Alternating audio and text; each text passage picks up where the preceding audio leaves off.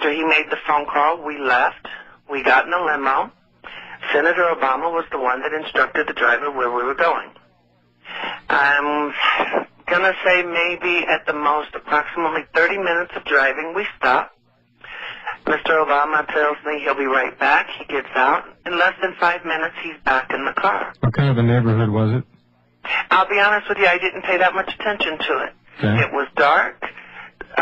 The windows are tinted. I really didn't pay that much attention to it. Did you talk to the driver while Obama was out of the car at all? Do you remember? I was speaking to the driver. The privacy window was down at that time. Mm-hmm.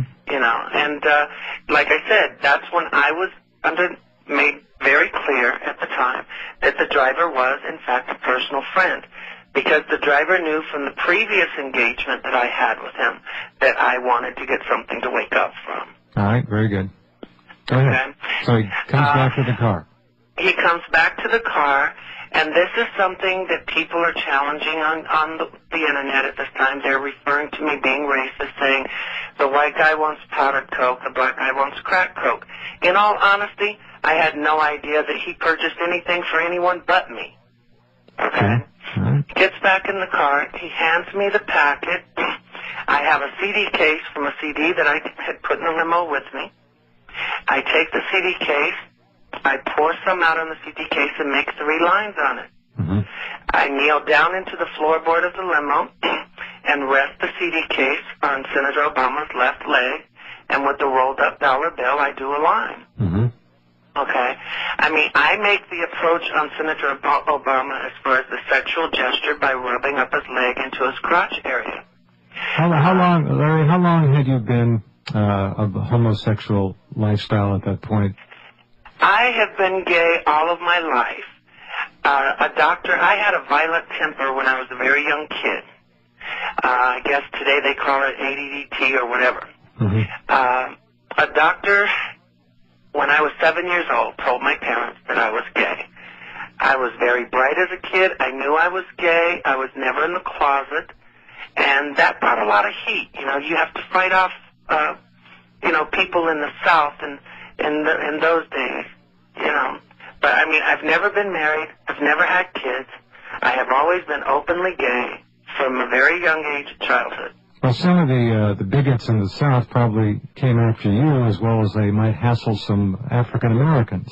Same kind of hate. Oh, trust me, I still have friends that I grew up with in the families that live back there that'll tell you I probably had to fight off the Klan more than they did. Because it's one thing to be white and have African American friends.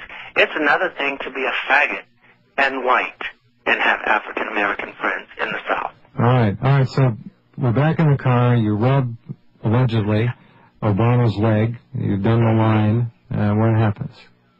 Senator Obama starts to become excited. He starts running his fingers through my hair.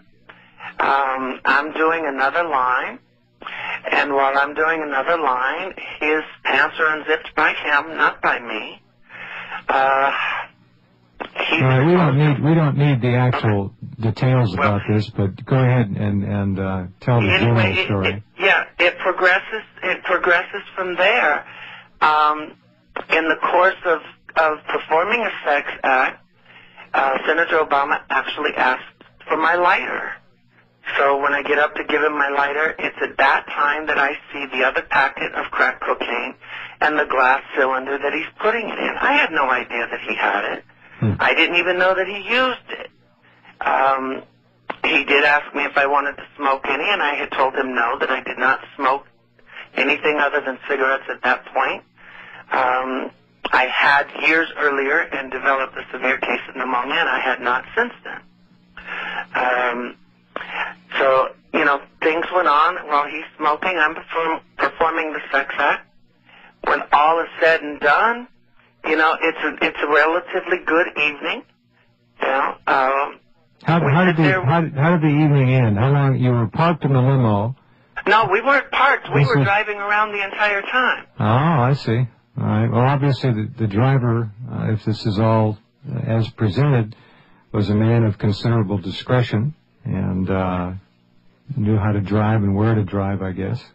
Oh no, we were driving the whole time because when the sex act ended, you know, clothes were back on. I mean, I had a drink in my hand, he had a drink in his hand. I even stood up through the moonroof of the limo and lost a baseball cap that had been given to me by a friend that if I had lost it would have killed me. So I had the driver actually pull over, and I got out of the limo and ran down the freeway to pick up the hat. So, I mean, the night ended pretty much, you know, like any normal night would. Like I said, we had a few more drinks.